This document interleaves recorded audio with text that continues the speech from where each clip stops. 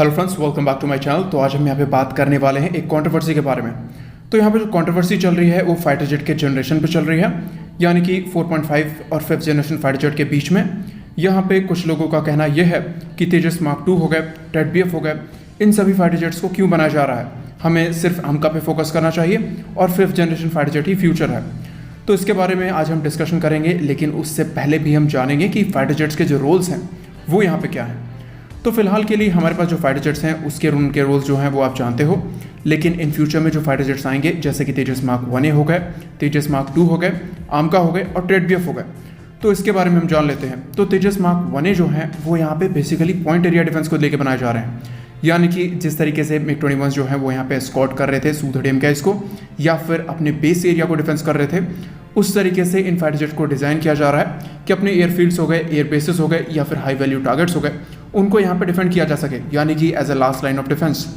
वहीं पे ये डीप एनिमी टेरिटरी में भी जाके स्ट्राइक करने में सक्षम है, क्योंकि जो रिफिलिंग प्रोब दिए गए हैं वो इसीलिए दिए गए हैं। साथ ही साथ इन फ्यूचर में जब इनके साथ कैट सिस्टम लग जाएंगे तो ये और भी केपेबल हो जाएंगे और भी डेडली हो जाएंगे। इसके अलावा जो तेजस मार्क 2 होंगे वो यहाँ पे MiG-29 हो गए, जैगुआर्स हो गए, साथ ही साथ जो बाकी के मिराज फाइटर जेट्स होंगे उनके मिशंस को परफॉर्म करने में सक्षम होंगे, यानी कि इनमें ग्राउंड स्ट्राइक कैपेबिलिटी दी जाएगी, प्रिसाइज अटैक करने की कैपेबिलिटी दी जाएगी, ये एनिमी के टेरिटरी में डीप जाकर अटैक करने में भी सक्षम होंगे। साथ ही साथ एयर टू एयर जो मिशंस हैं वो भी यहाँ पे परफॉर्म करने में सक्षम होंगे। और इसके अलावा चाहे तेजस मार्क 1A हो गए या फिर तेजस मार्क 2 हो गए, इन दोनों की जो ऑपरेटिंग कॉस्ट है ये काफ़ी कम होने वाली है, यानी कि ये पर आवर जो ऑपरेटिंग कॉस्ट होती है, जो फ्यूल कंजप्शन होता है वो यहाँ पे कम होता है। साथ ही साथ जो मेंटेनेंस है वो भी यहाँ पे काफ़ी कम है। तो इन सभी चीज़ों में देखा जाए तो ये जो एयरक्राफ्ट हैं ये आपके पॉकेट फ्रेंडली हैं और ज़्यादा डेडली निकल के आते हैं, तो इनको आप ज़्यादा नंबर में एक्वायर कर सकते हो और अपनी स्क्वाड्रन स्ट्रेंथ को अच्छे से मेंटेन भी कर सकते हो। वहीं पे बात कर लेते हैं आमका के बारे में, यानी कि एक 5th या फिर 5.5 जनरेशन फाइटर जेट के बारे में। तो फर्स्ट ऑफ ऑल इनकी जो वेपन कैरिंग कैपेसिटी है वो किसी 4.5 जनरेशन से थोड़ी कम होती है। भले ही ये जो वेपन लोड है वो ज़्यादा रखें, पर ये ज़्यादा वेपन नहीं कैरी करते हैं, क्योंकि इनके वेपन्स इंटरनल वेपन बे में होते हैं। और इवेंचुअली अगर आप देखोगे वर्ल्ड में 5th जनरेशन फाइटर जेट के जो मिशंस हैं वो बहुत कम है, और ये हाई वैल्यू टारगेट्स हो गए या फिर कोई स्पेशल मिशंस हो गए वहीं पे यूज़ किए जाएंगे। तो इनके नंबर्स 150 से 200 के आसपास भी रहते हैं, तो ये काफ़ी ज़्यादा हो जाते हैं, क्योंकि इनको मेंटेन करना होता है, इनकी जो पूरी फैसिलिटी है उन्हें बनाना पड़ता है, साथ ही साथ इनकी ओवरहॉलिंग का जो टाइम है वो भी यहाँ पे ज़्यादा लगता है।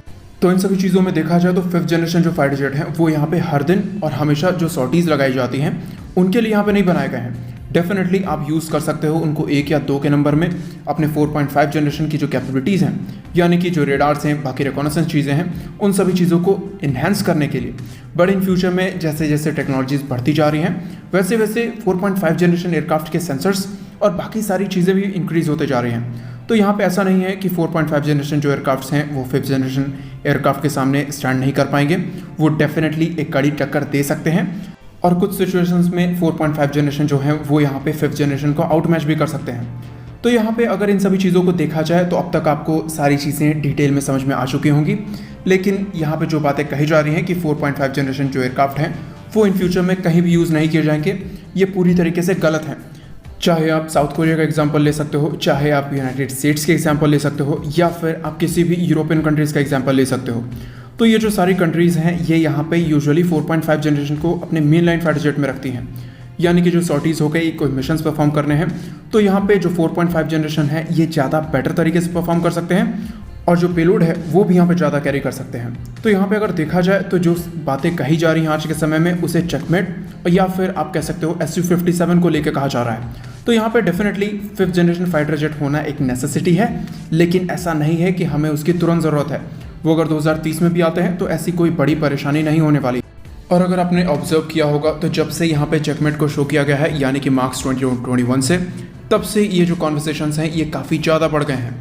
यहाँ पे कोशिश की जा रही है कि तेजस मार्क 2 का जो प्रोग्राम है उसको किसी भी तरीके से रोका जा सके, और यहाँ पे जो चेकमेट है उन्हें यहाँ पर प्रोक्योर किया जा सके।